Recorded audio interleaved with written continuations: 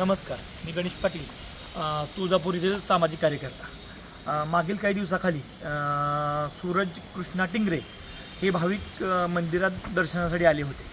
दर्शनासाठी आल्यानंतर त्यांच्याकडनं दानपेटीमध्ये त्यांची अंगठी पडलेली आहे.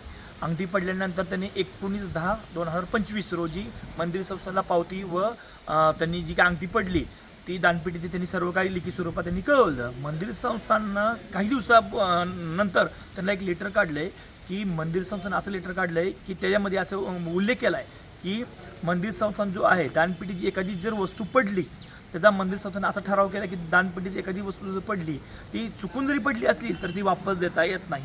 ही चुकीची गोष्ट आहे.